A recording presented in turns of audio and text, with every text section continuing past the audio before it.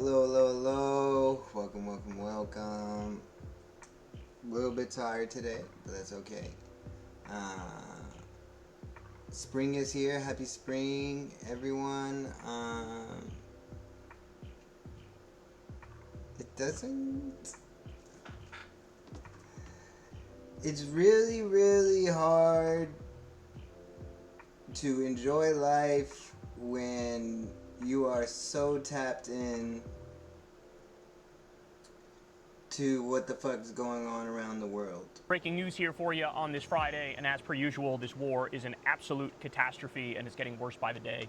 So right off the bat here, it is now confirmed by the Wall Street Journal. All right, I think we are moving on to the war update now, and it's not. I mean, yeah, it's the big update, but it's nothing. Well, I think that I was definitely.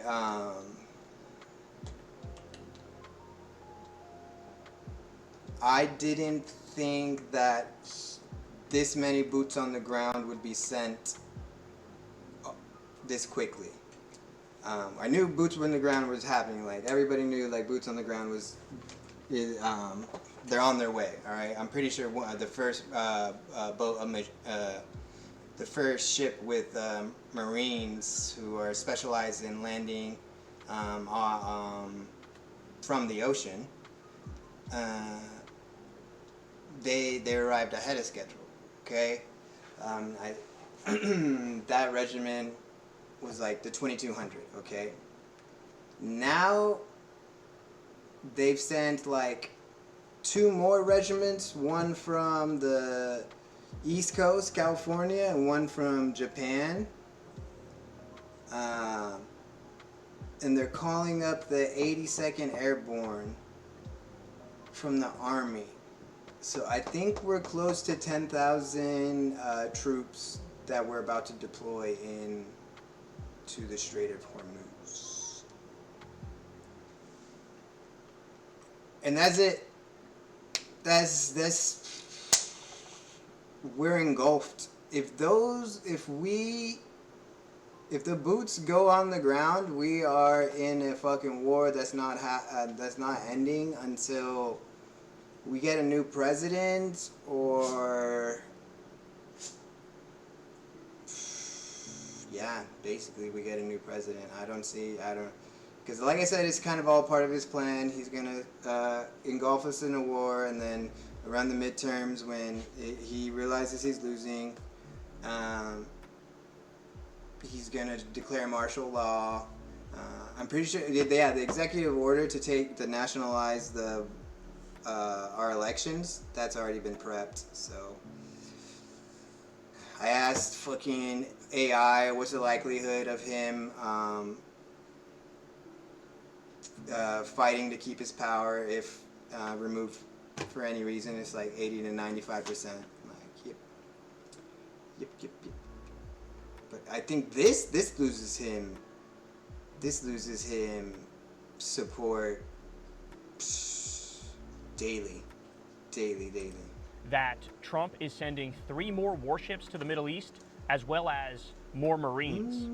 So this is a red flag. This is red alert, because I haven't seen them do this unless they're actually gonna make them fight, okay? Just like when there was the military buildup around Venezuela, I said they're doing that because they're gonna attack. I think the same thing is going on here. Either the decision has already been made to use ground troops, or it's gonna be a last-minute decision, and they're likely to do it, again, because of the massive buildup in the region. So that is absolutely terrifying news. Needless to say, this, of course, would be wildly illegal and unconstitutional. It's illegal to be as deep in this war as we are, even just using air power. But at this point, ground troops absolutely is grounds for impeachment. And I'm pulling my hair out that nobody's talking about impeachment, nobody's talking about removal or arrest. That's what needs to happen. I mean, there's no other way around it. We also have this news. Apparently, Trump is mulling the U.S. military taking Karg Island with boots on the ground. Now, Karg Island is the place, this little island that's Iranian, where about 90% of their oil leaves from. Trump already bombed over there, but he bombed the non-oil infrastructure. Well, now they're considering using ground troops to take over the entire thing. The thing that's extra terrifying about this is if they do it, I think the Iranians will just totally blow up the island. The mindset will be, well, if we can't have it, we're not going to let you fucking have it. And so they'll just blow up the entire thing, kill hundreds or thousands of U.S. troops. It would be an embarrassing military defeat, the likes of which the U.S. military probably has never experienced before. And it would be at that moment that I would be extra afraid of Donald Trump using nukes. Okay, so again, I don't know how many times I could say it. Impeach him, remove him, arrest him. This is so fucking out of hand, and it drives me crazy that people don't realize just how through the looking glass we are. Okay, we also have from ABC News here. So the other day, the Iranians were able to take out at least one F-35 stealth fighter jet. Now, we were told They didn't take it out. It took a hit. But it was able to land safely. The problem is it's supposed to be a stealth fighter. It's supposed to be our best stealth fighter. And the fact that they're able to shoot a rocket at it and hit it means that it's not very stealthy anymore. And that data is out there, so people can find out how they did that. And now, yeah, it has a vulnerability, obviously.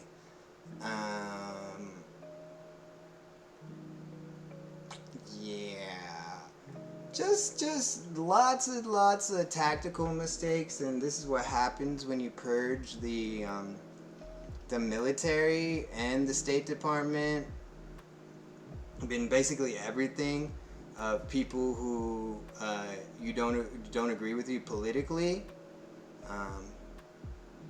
When you purge those people who may not agree with you politically, but are experts on like oil and gas and the Strait of Hormuz and counterterrorism and all things like that, when you fire them and then you don't have them for situations like this is what happens. Incompetence breeds incompetence. previously, these things are not even detectable on radar. It's impossible to knock these things down. They got one for sure. It cost roughly $100 million to build one, by the way. $100 million just up in smoke like that, okay? I believe the pilot survived, but, and there's even speculation that there was a second one that got knocked out of the air. So when I tell you that they are just draxing them sklounced, the Iranians are destroying the Americans here, we were totally unprepared. It was classic imperial hubris and arrogance. We underestimated our enemy, and it is fucking backfiring colossally. And funny enough, I will say this, because I love our military and I love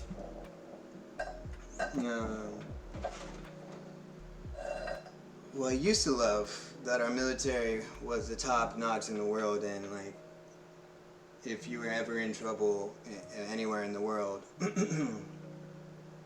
if you knew the Americans were coming to save you, like you were happy. Technically, militarily, like body for body, aircraft for aircraft, missile to missile, technically we are winning that battle. We are winning that part of the war. And that's what he keeps harping on, is like, they've been decimated. We've destroyed their Navy. We destroyed their Air Force. They don't have anything. He's like, well, no, they still have their ground troops. And that's like where their strength is their ground troops and their ability to control the Strait of Hormuz. So they're waiting for some sort of land invasion. And that's why, somebody today was like, oh yeah, former admiral of CENTCOM, who was specifically like the admiral for that region, said, please do not send our troops into Iran. It would be a death trap. Like the terrain, the number of, like, we're sending 10,000 and they have like 200,000 troops, okay? Have you all seen fucking We Were Soldiers? Yeah, barely. I made it out of there, and suffered heavy losses. So militarily, yes, we have imposed our will on them, but we are definitely not winning this war. This war is being won by them at the gas pump, in social media, and just, yeah, internationally. Like, they are winning this war, and that's what's making us look bad and terrible and incompetent. But yeah, I'm just going to give the military their kudos. Early in the day, yesterday, Trump said, we're doing great. They have no Navy, they have no warships, they have no planes, they have no nothing. And they can't get our planes. And then literally that same day is when they knocked at least one F-35 out of the sky. So you are not getting the truth from Secretary of War Crimes Pete Kegsbreth. You're not getting the truth from Donald Trump. They are in just full-on fucking propaganda mode. And everybody knows it. Everybody can see it at this point. All right, we also have this news as well. We're just learning that at least 10, not 5, radar systems have been hit by the Iranians. So in many instances, we are flying blind in the Middle East. I guarantee you, they did not expect the Iranians to be able to get that many of our radar systems. Also, when you hear the Trump regime say, we knocked out... And those are billions of dollars. Billions of dollars of equipment that we don't have replacements for. They had to pull radar from South Korea, so making us more vulnerable in the Asia now, Asian Pacific, yeah. For what? For why? For weapons of mass destruction. Their Air Force, we knocked out a lot of their tanks and shit like that. Those were decoys. We hit decoys, like literal inflatable tanks on some fucking Looney Tunes ass shit. Like, that's what's actually happening. Like, again, people, if you follow this stuff closely, you are face palming on a daily basis. Now, as all of this is going on, this war is spiraling out of control. Don't even get me started on the economy. The economy is barbecue chicken to the max. There's about to be oil and gas shortages. The prices are going to spike. You're going to have, like, work from home issued at some point in the United States. It might be like the 1970s where you can only get gas on certain days and there's massive long lines. Iran has a 2,000 kilometer missile. The transition from a 2,000 kilometer missile to a 10,000 kilometer intercontinental ballistic missile capable of reaching the United States is not a linear progression. It requires overcoming substantial hurdles in propulsion, material science, and re-entry technology.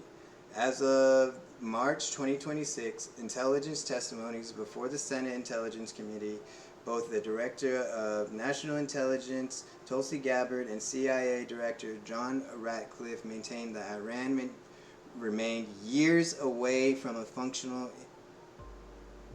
intercontinental ballistics missile.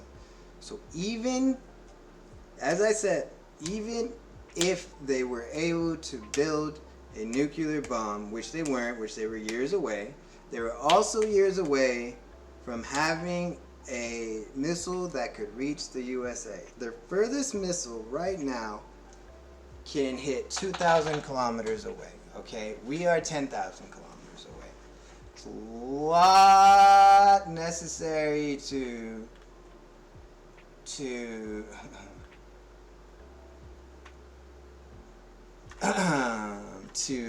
reach us. Oh my gosh, but people still believe it. And they have no plan to open the Strait of Hormuz back up, so we're stuck with this for an extended period of time. We are going to be talking about a Donald Trump Great Depression, okay? At the same time that that's happening, the Treasury Department is looking to mint a coin that has Donald Trump's picture on it. A $1 coin with Donald Trump's portrait, his face, in 24 karat gold, okay? This is what this guy actually cares about, by the way. He wants his name on roads, he wants it on bridges, he wants it on airports, he wants it on the fucking Trump Kennedy Center, he wants to build the Arc de Trump. Also, the White House announced that Trump is taking a 4-day weekend in Palm Beach as this war spirals out of control. So he's going to be fucking golfing as the global economy implodes and we're plunging into World War III. Just absolutely astonishing. We also have this, quote, sources close to the president have told Zateo that on separate occasions over the past year, Trump has talked to longtime advisors about what it would take to officially make his birthday a national federal holiday. So again, I repeat myself, this is what he cares about. He cares about the Epstein Memorial Ballroom. He cares about the Trump Kennedy Center. He cares about trying to force a legacy on this country and like mandate that you fucking worship him on some Kim Jong-un type shit, okay? That's what it is. And so as all these problems are mounting, he's like doing the most embarrassing shit imaginable and trying to suck himself off more and do self-aggrandizement. It really is incredible. The narcissism of this man needs to be studied because it is historic how malignant this narcissism is. All right, we also have this. Trump posted the following on Lie Social, quote, without the USA, NATO is a paper tiger. They didn't want to join the fight to stop a nuclear-powered Iran. Now that fight is militarily won. What? With very little danger for them. They complain about the high oil prices they are forced to pay, but don't want to help open the Strait of Hormuz. A simple military maneuver that is the single reason for the high oil prices. So easy for them to do with so little risk. Cowards. And we will remember President Donald J. Trump. So I don't know what the fuck he's talking about when he says, oh, with this one weird trick Europe would do, we would open up the strait. What the fuck are you talking about? That's not true at all. That's total bullshit. And also, yet again, brilliant time to be like berating people who are nominally your allies when they're already fucking sick of the U.S. For real. But his plan, which failed because he'd already asked and they said no, was to have NATO come send their warships to just flex on Iran. So like, hey, like if you attack one of us, we're all gonna turn on you, and basically just put their lives and their service members' lives in the line of fire, as opposed to us, because they told him Navy ships can't escort the ships through the Strait of Hormuz because our Navy ships will get attacked, and we'll be putting our service members' lives on the line literally to protect oil. Okay? Absolutely disgusting. So that's where they're like, oh, okay, so we'll have everybody's ships protecting the Strait of Hormuz. And they're like, no, like, why would we go and put our service members' lives on the line? You're not even doing that to protect the ships, and then like you're the whole fucking reason we're here. West, tired of our shit, and clearly on the brink of just totally abandoning us and, you know, dropping the petrodollar, dropping the dollar as the world reserve currency. More on that later too, by the way, because now we have hard empirical data that shows that people are absolutely positively done with us. Our allied countries are absolutely positively done with us. Okay, on that point, it looks like the unipolar world has totally crumbled. We're now in a multipolar world. Iran is establishing a system for friendly ships to pass near this place called Larak Island. And that means that Iran is taking full control over the Strait of Hormuz. That's... I wonder if that's happened yet. I'll Google it after this. But that shit is going to drive him insane. It's going to drive MAGA insane. The Republicans are going to be like, I can't believe they're letting through, you know, France ships, but not the USA ships. So it's like, oh my God. Oh my God. And Israel has even more incentive now to keep this war going, and for literally like the total destruction of Iran. Like him using a bomb, it's not really hyperbolic anymore. Like I'm sure Bibi's contemplated it and talked to Trump about using it, probably jokingly too. But they want to cut Iran out of the oil business. Israel wants to take over the oil business in the Middle East. Sounds like a fucking power play to me. Moves, they might tax people, different countries to go through there. Obviously, they're allowing Chinese ships to get through. They're allowing their own ships to get through, but they're blocking everybody else. So they have a stranglehold on the global economy right now because Donald Trump and Benjamin Netanyahu, the axis of Epstein, are fucking total incompetent idiots, and they overestimated our abilities and underestimated the Iranians' abilities, okay? That's where we are right now.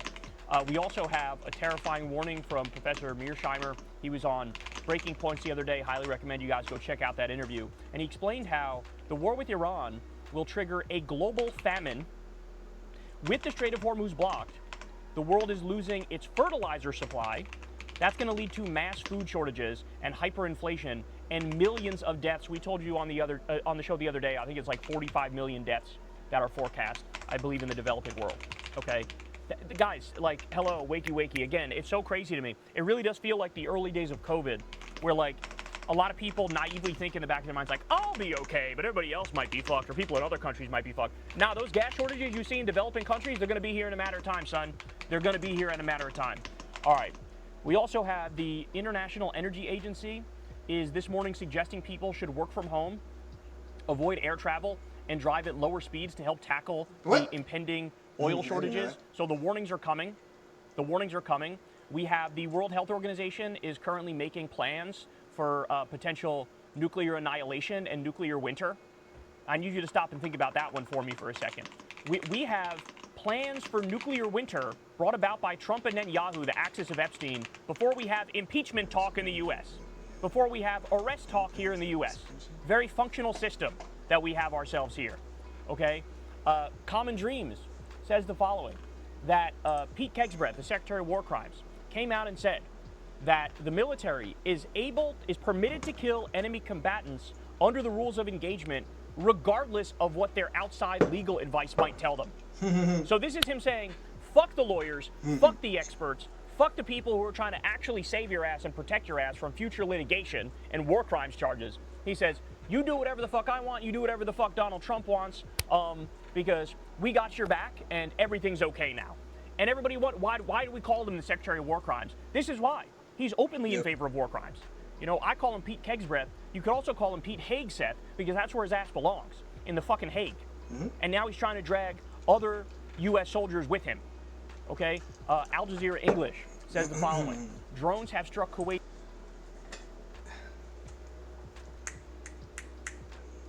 Anyways, it's a group that you can call and they'll help you go through whatever military process or whatever process we have between the law and the military to basically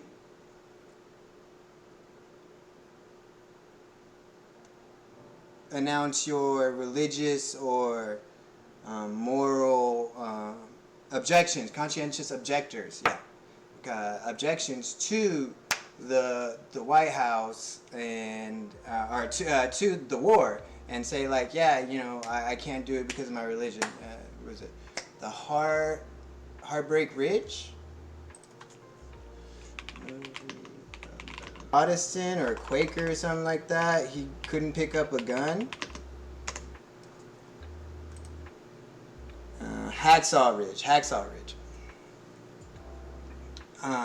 And they're like, well, you're going to be useless on the battlefield. And I think during Normandy. So we got Pete Heck. He went out into the battlefield and brought back wounded soldiers, like one at a time. Saved some people who wouldn't have been saved otherwise, because it was a hot it was like no man's land. It's where both sides are shooting at each other. So people are saying like they don't want to die for Israel. and they're contacting these places to make their, objection and stuff, and try to, get out of deployment. Some of them are already deployed, so I don't know what's going to happen to them.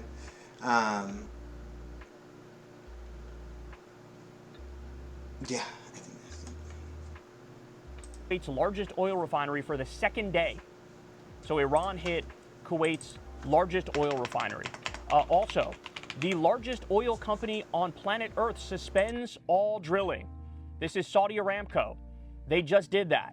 So again, what you're experiencing right now with the $3.90 per gallon gas, that's the fucking calm before the storm, son. That's the calm before the storm. We have the Israeli president, Isaac Herzog, is now out there trying to justify the mass killing of Lebanese people by holding up Hitler's Mein Kampf and claiming that it was found inside many homes in Lebanon. So they're literally just running it back with the Gaza-style propaganda, the Gaza genocide propaganda.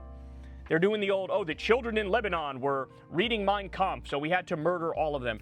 I don't know how anybody buys this shit at this late date. And honestly, I don't think anybody really does. I think people deep down understand that the axis of Epstein is trying to create the Fourth Reich, and they are the Nazis. Okay, we also have Jeremy Scahill said, last year, Israel witnessed a 400% increase in suspected and confirmed cases of Israelis performing espionage-related activities for Iranian intelligence. So it's in this moment that the Israeli government is realizing they are infiltrated in the same way that the Israelis infiltrated the Iranian government. Mossad infiltrated the top levels of the Iranian government. And so a lot of coordinates are being given away, a lot of information is being gathered. They're able to use this stuff on the battlefield. And so now there's a panic that is taking over at the top levels of the Israeli government. All right. We also have a new poll just came out. Only 7% of Americans in a Reuters poll would support boots on the ground in Iran. 7%. But as we all know, that number is going to skyrocket among MAGA cultists as soon as Trump actually decides to do it. So pause for that one, because when they do it, not if they do it, when they do it, MAGA all of a sudden will think it's awesome. Majority numbers will support it, but you'll still probably have, 35% of the country on board with it, like a really low number, but still a disgusting number overall that, basically 3 or 4 out of every 10 Americans you meet are just basically totally Nazi-brained, right? Complete lemmings, complete sheep, pathetic little freak boys, little losers that just go along with their authoritarian daddy. All right, we also have Prem Thakur. See, in those Republicans, that's deserved. All right, he's definitely a lot meaner than I was about it, and that's fair. Like, he definitely, you can have those strong feelings about it, about them.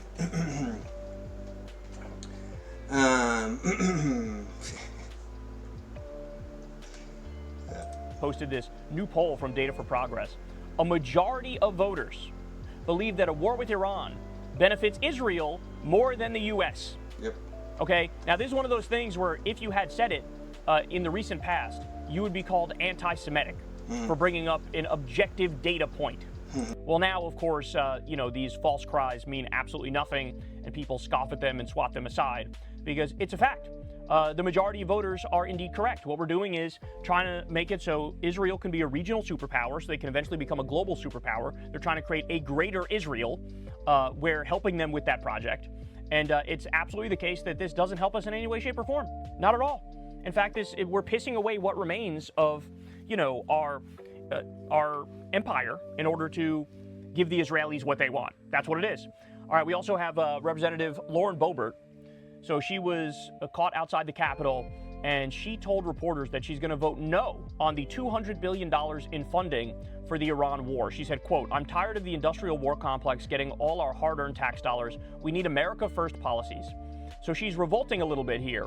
But look, I'm going to read this next part for you because I think this shows you the mindset of these people that are within MAGA. So the reporter asked, should the administration get out of Iran then? And Boebert's response was, well, that's up to the president. See, and this is why, don't pretend there actually is this massive split inside MAGA. No, there's not. Among the MAGA pundits, the MAGA commentariat, that's true, right? You have the Tuckers, you have the Candaces, you have the Megyn Kellys, and among the hosts, yes, they are fighting. But there was just a poll on this the other day. 84% of Republican voters prefer Donald Trump's foreign policy over Tucker Carlson's. Only 6% said Tucker and Megyn over Donald Trump. okay? So there is no actual split. And even among the best voices within MAGA, within the Republican coalition in Congress, they might say this, like, maybe I'll not vote for the $200 billion, but I'm not saying end the war. Like, I'm not saying that. Like, fucking grow some nuts. God damn it. It's fucking unbelievable. And this goes for everybody. I want everybody in there to grow some balls and to fucking stand up against this bullshit. This is an illegal and offensive war against a country that didn't attack us. History is going to judge this so immensely harshly you have no idea. If you're not doing anything and everything you can to block this, you will go down in history as a fucking villain. Understand that. So you also have some MAGA psychopaths who went on CNN. And from the start, when I started arguing with my family and my friends about this shit, that's what I was saying. I was like, listen, there was a right side of history and there was a wrong side of history, okay? If you're going to defend this man, if you're going to defend what is happening in this country, you're going to be on the wrong side of history, okay? And annoyed the fuck out of him. Sister not talking to me, not talking to one of my best friends, former best friend. And now they're on the wrong side of history. Now, like, I need a full apology, and y'all have to buy me a steak because I can't afford to buy me a steak. It's too damn expensive. But yeah, that's what I need to so we can start talking about how to make this shit better. I think though,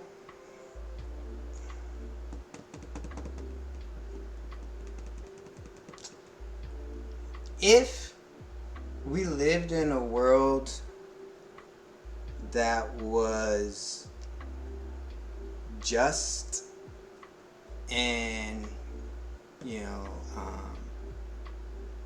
if you just keep like praying and willing and protesting and, you know, doing all the right things, if we were in that type of world right now, I would say, you know, we are going to see him impeached.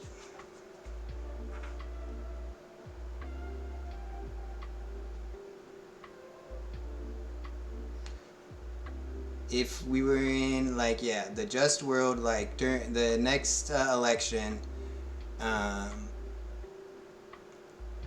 we would see Democrats get not only the 2/3 majority in, because that's what we need, like, the 2/3 majority in the Senate.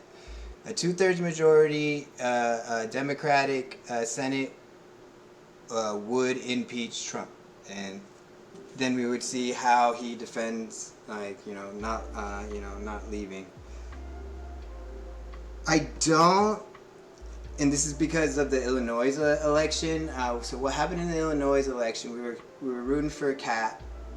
We wanted Kat to win, but because she was neck and neck with, like, the other Democrat who was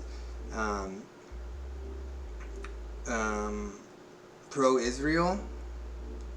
No, not pro-Israel, but definitely not anti-Israel as Kat was.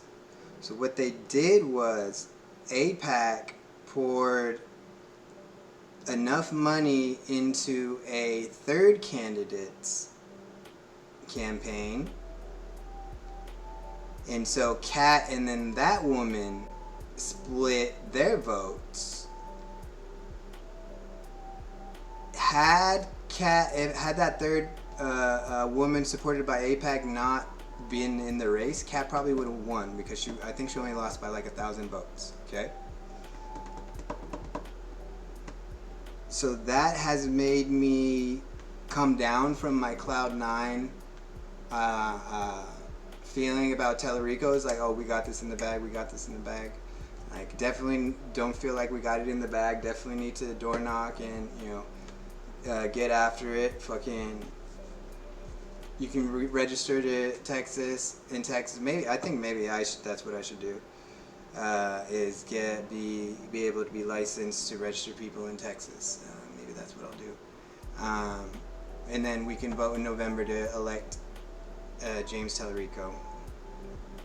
But he's one of 34. Let's do this.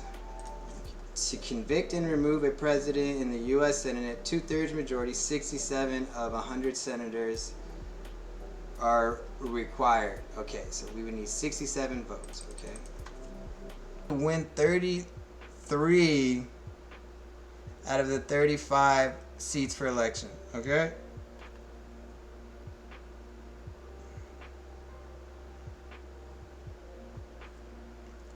They need 33 seats and flipping 20 of the 22 Republican-held seats. All right, Tallarico's good for 1. That would be like an optimal within the framework of the Constitution, within, you know, our checks and balances. That would be, I think, the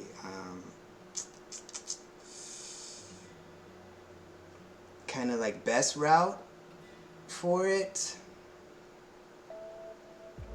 1, even then, I don't think he leaves. And 2, like I said, little not convinced the voter base is going to pull through for us for the 33 seats. So I think we're looking at a different route. I don't know what that is, though. There's this guy